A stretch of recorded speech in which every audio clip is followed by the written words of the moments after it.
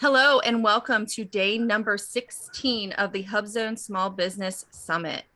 I am very excited for today's session. We've been dealing with a lot of key issues impacting the small business community throughout the last 16 days. And today we are going to be tackling one of those discussions that is at the top of everybody's, checklist of what's happening, how is this going to impact me, and where do we go moving forward?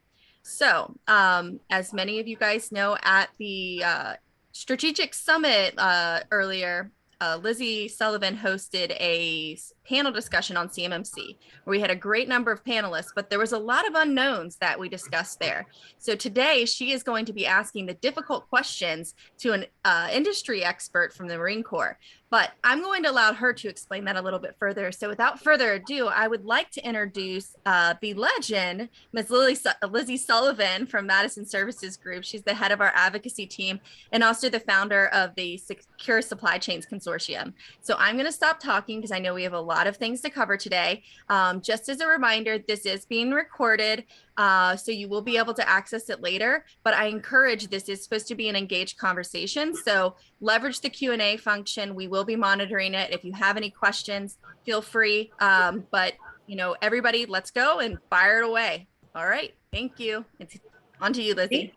Thanks so much, Michelle. Appreciate that nice introduction. Hi, everyone. As Michelle said, I am Lizzie Sullivan. We have the privilege of representing the HubZone Contractors National Council, and I am really excited to, engage Mike in this new perspective today around CMMC. So I just want to, give a quick refresher before we begin. CMMC is a new cyber certification at the DoD that's meant to implement a unified cybersecurity standard for companies that do business with the federal government. We all know that better cybersecurity is needed, and the federal government has long identified the need to safeguard security and information systems. However, we also all know, especially those on this webinar today, that this is easier said than done. With the constantly evolving cybersecurity standards for government contractors, it can be challenging for small businesses to keep up and also to remain compliant. Although the FAR and DFARs instruct contractors to implement certain security requirements, neither of them requires a certification other than self-attestation that these safeguards are implemented. A DoD Inspector General or IG audit report found that contractors are not consistently implementing the DoD mandated security controls, and thus CMMC was born. So just a quick overview of the levels and processes for CMMC. They are cumulative. So for a company to achieve a specific level, it must also meet the requirements of the preceding lower levels. There are 5 levels in total. The purpose of level 1 is to safeguard federal contract information, or FCI, which is the term that you do need to know that's thrown out a lot in the CMMC framework. Level 2 serves as a transition step in cybersecurity maturity progression to protect CUI, or controlled unclassified information. Note that you won't see any level 2 RFPs. It's more, used as a stepping stone to level 3. Level 3, the goal is to protect that CUI. And then level 4 and 5 aim to protect CUI while also reducing the risk of advanced persistent threats, or APTs. So simply put, the entire defense industrial base needs at least a level 1. What this means is that if you're a contractor who does business with DoD, you will need to be certified to continue to do business with DoD. If you handle sensitive information, you'll most likely need to obtain a level 3 or above. So rather than relying on the contractors to assess themselves like we've done in the past, CMMC requires contractors to undergo a review by a third party. And I realize I'm putting this very simply, and it's much more complicated than that, but for overview's sakes, I think that probably sums it up. By the way, both primes and subcontractors must be certified. And we do expect, and I'm sure Mike will touch on this, that other civilian agencies will follow DoD, as they usually do, with implementing CMMC in the coming years. So with that, I want to introduce our special guest today, Mike Cirillo.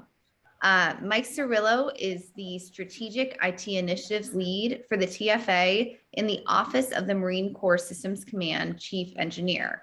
Mike applies his professional seasoning to the mission of cyberspace and IT acquisition. He manages a strategic fabric of leading cyber and IT indicators of change that are or will likely influence key decisions impacting Marine Corps acquisition and the business of war fighting. So he's really at that needed intersect between acquisition and cyber and IT. As a 36-year cyber and IT professional, Michael is a keen advocate for the aspirational goal of a deeply professional, highly certified, and well-educated cyber and IT workforce. Mike is from New Jersey, and he enlisted in the Marine Corps in 1984. After 12 promotions in 27 years, he finally retired in 2015 as the Marine Corps Senior Cyber and IT Specialist, and actually the first titled Cyber Marine. He led several key initiatives, 6 years as a civilian 2210 IT specialist. Mike maintains his technical competency and is often asked to lead organizational change initiatives such as the Medici Effect Innovation Coaching and development of the MAR-Corps SysCom Wartime Acquisition Response Plan. Mike has a Bachelor of Science in Chemistry from NYU and 3 graduate degrees in National Resource Strategy, Government Information Leadership, and Computers and Information Resource Management. He's also certified information systems security professional and has earned certifications as a CIO, government strategic leader, and a senior acquisition course certificate. So he's been busy. He's also a DOEA Level 3 certified in program management and information technology and Level 1 in systems engineering. He is the single 2017 Defense Acquisition Workforce IT Individual Achievement Awardee. So basically, I want to be Mike when I grow up. In addition to his career and academic accomplishments, Mike is also a heavily decorated veteran, having earned multiple medals throughout his service. He's a published author in multiple venues and a guest speaker on cyber and information technology topics. So we are so thrilled that he is here to join us today. As Michelle mentioned, I want to note that during the HubZone Council's in-person strategic summit, we held a similar CMMC panel, and then we gathered the questions from HubZone companies and the summit participants to ask Mike today. So let's get into it. Mike, thanks for joining us. Thank you so much, Lizzie. That took way too long to read. I'm a little embarrassed by it all, but I'm really honored to be here, and it's my pleasure to join the HubZone this morning. Thank you. Thank you so much. I just wanted to start with, kind of giving a participants a sense of your role at the agency. Could you talk to us, about your focus with respect to CMMC and kind of what your role is with that? Sure thing. So, I say up front that I am not a CMMC expert. I am fairly involved in supply chain risk management, or SCRIM, because I was sort of drug into it from a cyber perspective, and I clearly think I see the relationship between the two. But as the strategic IT initiatives lead for Task Force Aquila, on behalf of the Marine Corps Systems Command Chief Engineer, I try to expose and flesh out, and strategic is not exactly the right word, other than the usual near-term activities and actions that may or may not be impacting Marine Corps acquisition.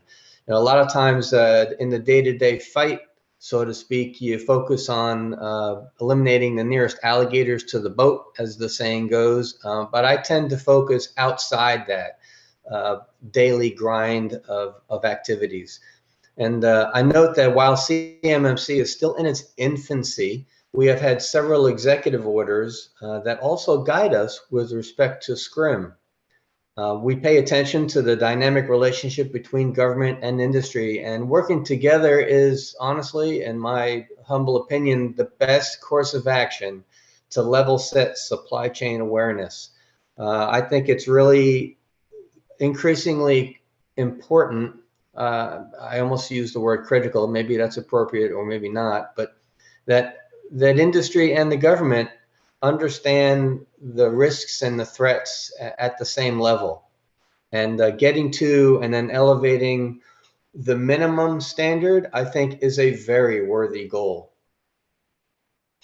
I think that's completely fair. And thank you for pointing out the executive orders kind of that have been coming down the pike, both from the last administration and the current administration. I think they really play hand in hand about the, importance of this initiative and how supply chain or SCRIM, right? Supply chain risk management and cybersecurity is really increasing in government contracting and increasing, focus for Congress and also for all of the federal agencies.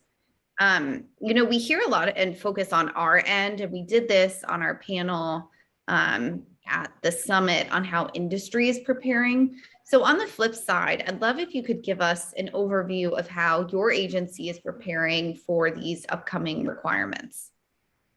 That's a tough question, and that SCRIM is a tough gig.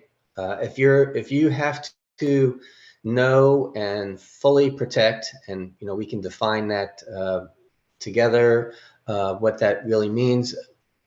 Your supply chain is the bread and butter. It's kind of like when it comes to business, it's like anybody can make profit once, but success is making it repeatedly.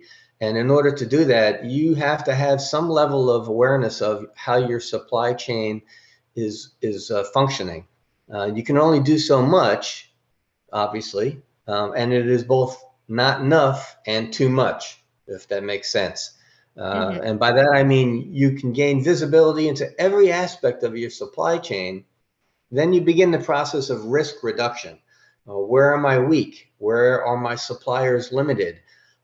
Is this supplier the only supplier of this part or service? What about disasters? Is my business hinged on, looking up at the Mississippi River in Louisiana? That could be a problem if a hurricane hits, or an earthquake, or a fire in California, or flooding in New Jersey. There are many angles, and then the executive orders really spell some of these out that to look at it. But in the end, funding is limited. SCRIM, like other areas, could easily draw away or siphon funds that are needed for day-to-day operations. So where do you draw the line?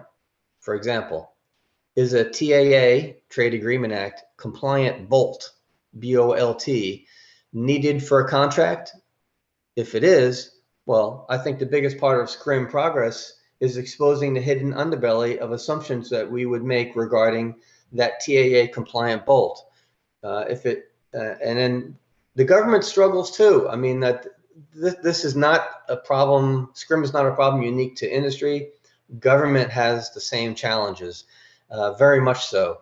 And cybersecurity could really be an exemplar here. I think everybody is now familiar with the SolarWinds supply chain problem that we had that occurred last year. That's an example of how we are made vulnerable by assumptions made in our supply chain. Can you actually, Mike, can you explain that in case some of our participants aren't aware of what happened with SolarWinds? Because I know that that's been a focus and justification for CMMC as well. Absolutely. I mean, I'll keep this at a very non-technical level. We're all pretty familiar with our laptops using Microsoft Office, for example. Microsoft's operating system, Windows 10, and most of us have it set so that system downloads patches or updates from Microsoft automatically. We're encouraged to do so. One reason is we don't understand what's in that patch. We assume that Microsoft knows what they're doing, and so when they push this fix or this capability enhancement to our devices, that we trust Microsoft.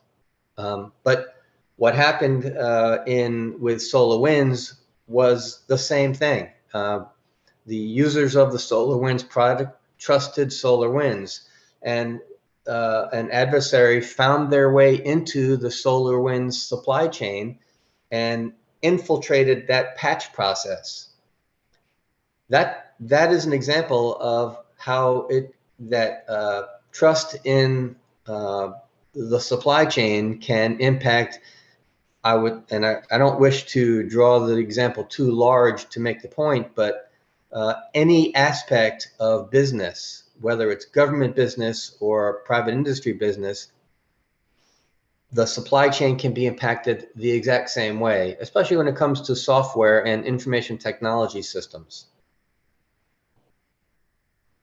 Thank you. That's really helpful. I want to come back to, on that note, to something you had said around the government also trying to prepare for this. So are you saying that the Marine Corps then has been kind of looking at its existing contracts, the supply chain attached to it, and kind of evaluating potential threats? Has there been any of that yet kind of going on? Well, you can certainly read in the open source materials available on the internet. I mean, there's almost daily, if not weekly, but there's weekly, if not almost daily, reporting of cyber incidents happening all over the place and at different levels of complexity, technical impacts and financial impacts. And sometimes it happens to industry directly, but then there's a government impact. And sometimes it happens to government, and then there's an industry impact. And that's one of the huge challenges when it comes to cyberspace. And as I have liked to say in explaining the point is that, whether it's a Marine at a forward operating base in, Afghanistan or on a training exercise in Thailand, they're using the same cyberspace or internet that industry is using in their businesses, and the same cyberspace and internet that our families use back home. It's all connected, and that's a very good example of how the supply chain works. So wherever there's a weak link, people that want to leverage that weak link to their advantage, whether it's simple business practices or for nefarious reasons, it's going to happen. Right. And I think that's been kind of the root of the concern, as well as, I kind of want to touch on another concern and switch gears a little bit. One of the concerns that contractors have brought up, and was brought up a couple of times during the strategic summit to me and during our panel, was how agencies are going to choose the levels for CMMC and be trained for that. Are you able to speak to any, acquisition workforce training that's currently going on to address this, like what levels there will be, or, when this training will happen, who will get it? Because again, kind of the blanket concern is I want to cover myself and make sure that my supply chain on my contract is most secure. So I'm just going to choose a level 3 in case there's any CUI, but there might not be. Well, that's a very fair question. And obviously I can't predict what, let's say, the DoD or the Defense Acquisition University is going to do. But clearly there's an impetus to develop more training and to establish sort of SCRIM requirements for training, and whatever those might be. But just like a government asks industry, what is your CMMC certification? Industry could certainly ask the government the same question. Am I industry, for example, working with people who are trained in supply chain risk management? Because what you don't want to do is to be talking past each other based on false assumptions of awareness for supply chain risk management concerns. What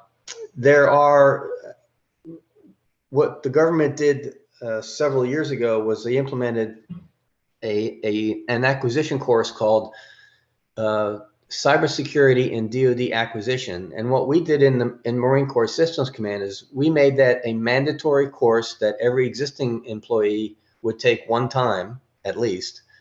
And then every new employee would would have to take it when they join the organization.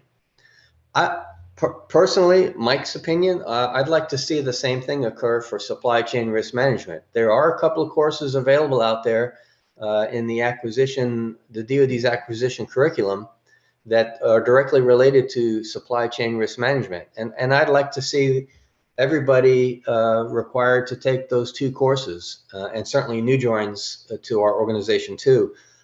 I think it would be wonderful too if those courses were made available to private industry. Why not? I mean, why? One of the things, I've got all this education under my belt, but you have to pursue it, and encountering roadblocks to obtain education and information is something that we all face, whether it's financial, it's time, or whatever. But what better way would it be to level set industry and government to the same degree of SCRIM awareness if we had gone through the same training?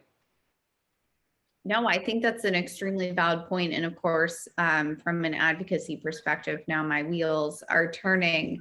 Are there any other agencies that have similar mandates in that way of taking either a SCRIM course or, as you said, like the cyber preparedness course at all? Because I think it seems like Marine Corps is leading in that sense, but I'd just be interested if you're aware of any other ones. I'm not aware of other services or DoD agencies that are doing things the way we're doing, but I can't help but think that everybody has sort of their own, in some greater or lesser degree, initiative for implementing SCRIM. But before I forget, before we move on, Lizzie, I just wanted to mention that, money is the reality. It's the bottom line. And to implement compliance with CMMC is going to cost money. And so if you have $10 and SCRIM costs, CMMC costs $1, what are you not going to spend $1 on so that you can start spending $1 on CMMC? So right now, perhaps CMMC is generally overhead, and it would impact the entire cost structure of contracts that are trying to be developed in the government and industry. But I think that that's part of the forthrightness that both industry and government should have during contract negotiations. If, quote unquote, yesterday there was no CMMC and we didn't care about supply chain risks, and then it costs $, and then today it costs $11 for the same contract because we're doing SCRIM and CMMC, that has to be on the table between 2 parties. Yeah, I think that cost has been obviously something that has come up multiple times. I see one of the participants today is Michael Dunbar. He is the president of Rishka International, a HubZone Council and Secure Supply Chain Consortium member. And in his testimony before the House Small Business Committee a few months ago, he really brought up cost and the concern from contractors of, yes, we want to invest in this, but really what is the price tag, right? Industry has kind of been all over the place, especially during this pause and review that DoD's taken on what the price is going to be, one, to get ready for it, but then two, what the actual cost is going to be from the accreditation body, the creditors, if you have to do it every 3 years, what's that cost going to be to maintain those systems, get new systems, whatever it is. So I know that's been a huge issue. So talking about how can that enter the conversation during those negotiations is a really, really good point. Oh, okay, there's Mike. I just wanted to also talk about, since you're in a unique position on this issue, have you heard anything from the acquisition workforce or, in your division around small business readiness on this? Well, we certainly recognize that small businesses are our lifeblood. I mean, not just government, but our nation's lifeblood. I mean, we all know the numbers. You count the number of small businesses compared to the number of large businesses, and there's no comparison. It's almost an exponential difference, going down even to the mom and pop level. I mean, even the biggest companies have acquired or do business with the smallest of companies. And at some point down the supply chain, we get level set to that smallest of the small businesses. But the smaller you are, obviously, the less financial flexibility you have to comport to quote unquote must do's. And then the more must do's you have, it really starts to impinge upon your programmatic flexibility and how you drive to your own bottom line. So again, with respect to cybersecurity, how much is good enough? How much supply chain risk management can I afford to do to meet the goals of what my business motives are? I mean, one ransomware incident could crush a small business forever, cause you to shut your doors. Right. One scrim bad mark. Well, we do not even know quite yet how CMMC will cause changes in that kind of enforcement. So there are still some unknowns, and the more we can, proselytize or just talk the talk about it, means there will be less or fewer assumptions made out there that possibly might have an impact on small businesses. That's very true. They really do make up the majority of the defense industrial base, obviously as well. And one of the, kind of conversations that has been had in industry is, can super large primes, work with their smaller suppliers to help give them the resources that, these larges have in order to help them get ready for CMMC. Have you seen any large suppliers that have done that so far or have been talking to the agency? Maybe not, but just about, we're helping our supply chain get ready for this or anything of that nature? That's another great question. I really haven't. I mean, I've heard from some tier one vendors in the IT lane that are interested. That they already have a legitimate concern about their supply chain because Right. in many cases it's outsourced outside the continental United States, and there are simple logistic challenges with that. But then there are also transnational challenges that are impacted by political and diplomatic decisions, changes in global economic relationships. So, the broader your supply chain in both vertical and horizontal measures, the harder your job is to manage supply chain risk. Right, exactly.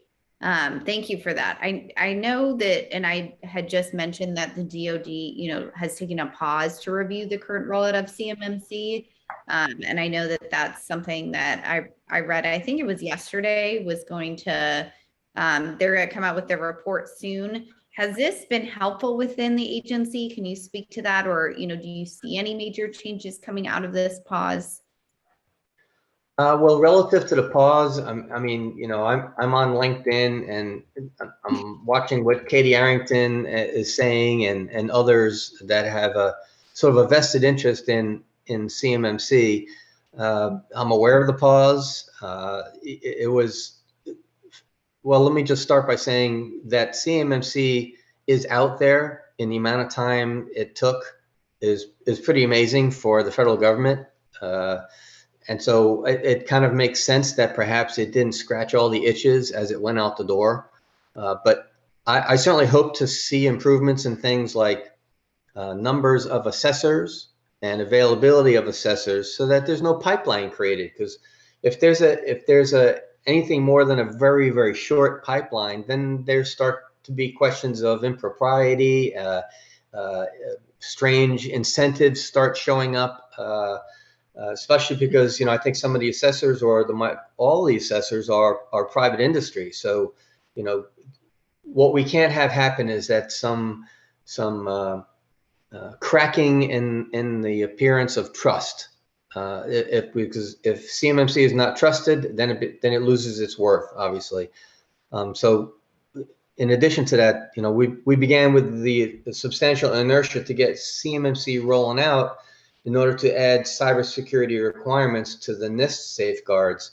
But the NIST safeguards weren't really well understood. They were complex.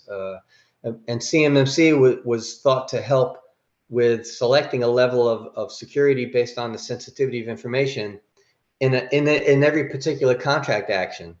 So the capability of the threat needs to be understood so that you could limit potential damage. And then CMMC was a way of wrapping around that, as you explained up front, with the different levels, 1 and 2 and 3, 4.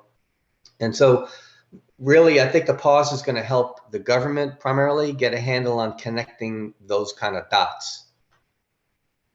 Agreed. And you bring up a good point around NIST 800-171, and I know that contractors mentioned at the summit that you have to do, and correct me if I'm wrong, your own kind of self-assessment of where you're at with the NIST requirements.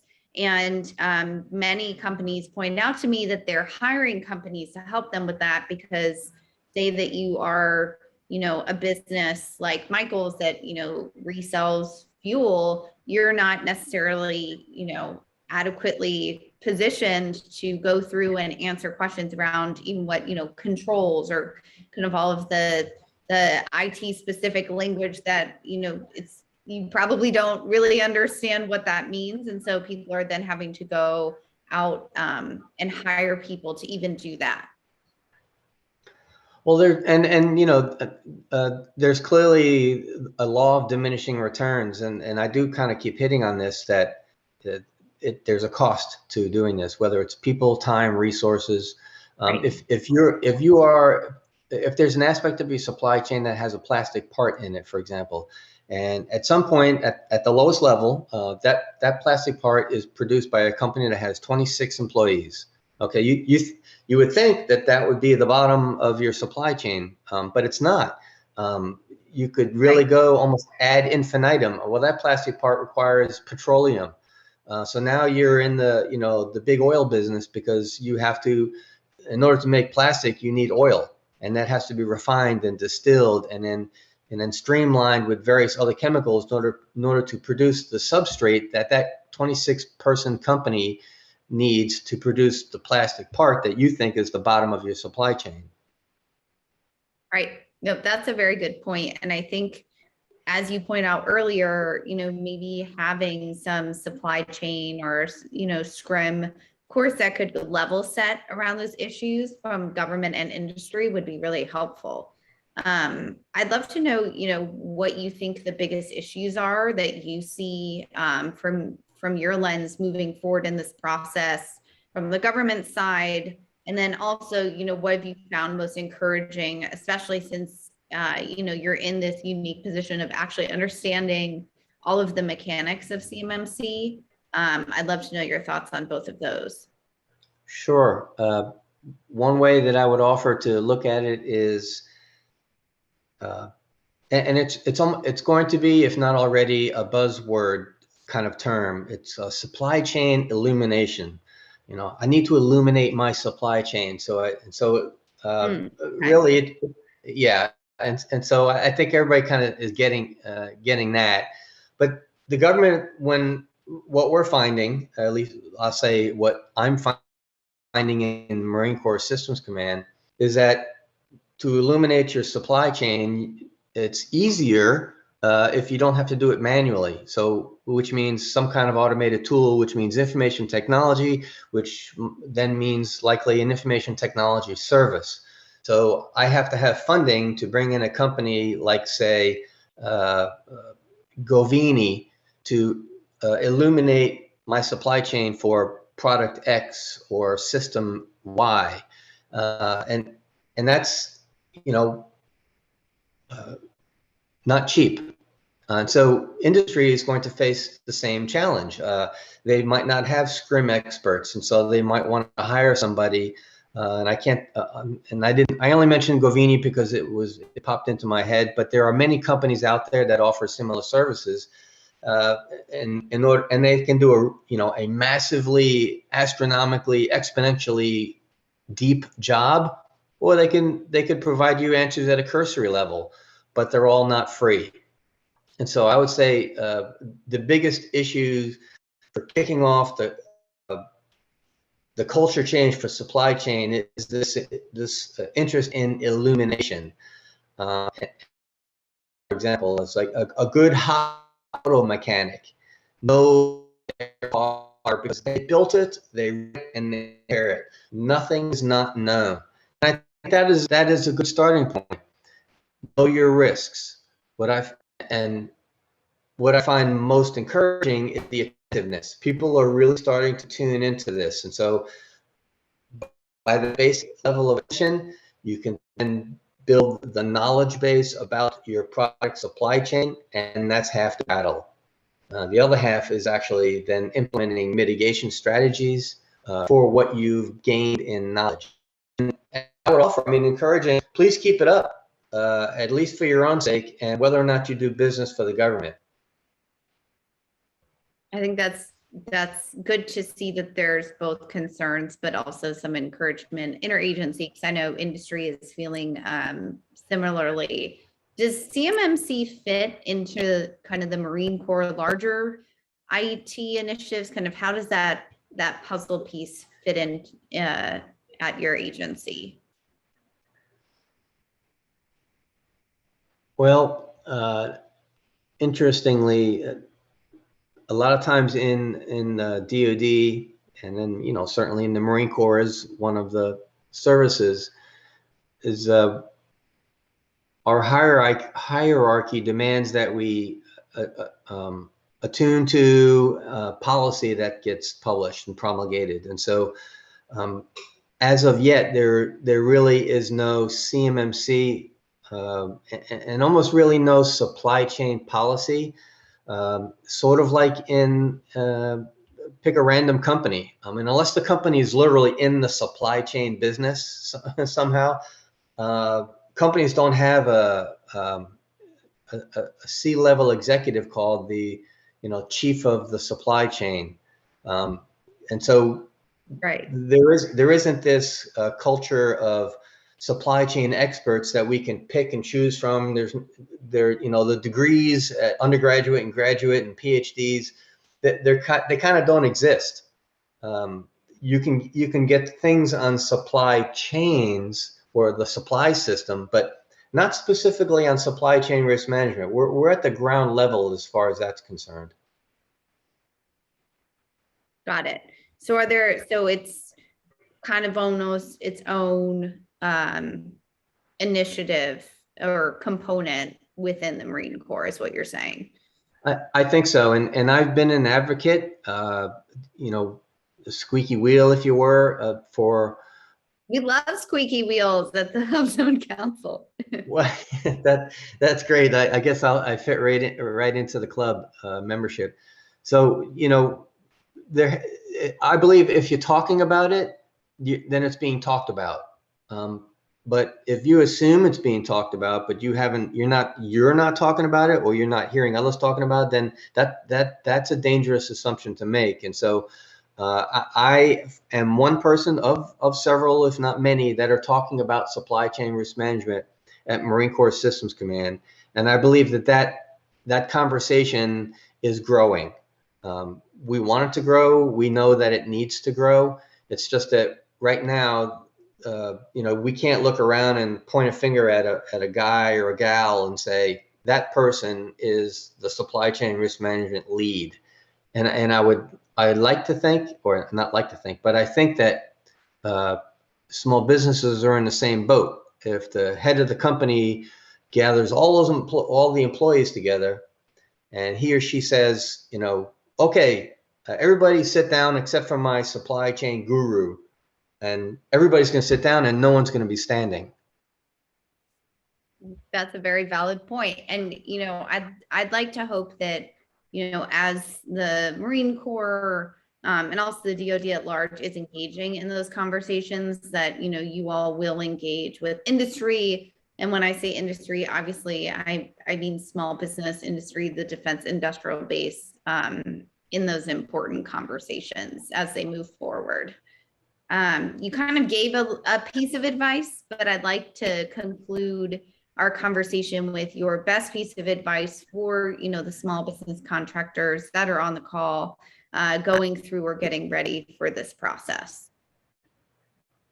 Oh, sure, sure. I've really enjoyed my time here and the opportunity to talk about these I think very important matters. Uh, I can't help but think that there's a direct relationship between supply chain risk and its management and cyberspace risks and threats. We're so hyper-connected today. That's not going to change, and we are deeply dependent on the network and information technology. And we really need to understand just how pervasive, ubiquitous, and damaging 2 decades of IP, intellectual protocol theft, have been to the government and to businesses in the United States. And currently ransomware is quite devastating. It's usually preventable, and supply chain risk management can help prevent it. But do we really understand those threats and risks? Nobody wants to experience an incident that locks up all our data. So how do we prevent that? Where are our weakest links? And so, the hope is, and the strategy is that CMMC, despite causing perturbations in existing contracting frameworks, will enable new contracts to be stronger for the benefit of both the government and industry. Government clearly needs to expand our awareness, training, and certifications within acquisition and writ large. And we hope industry takes it upon themselves outside of CMMC to become stronger in supply chain risk management as well.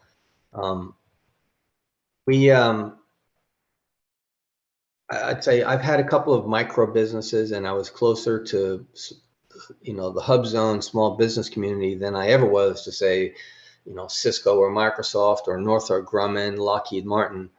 But I always approached my profit motive and my desire to provide services from a perspective of personal risk. And it was my business, and I tried to cover all the bases to protect myself, but I had limited funds, my old $10 example I gave earlier.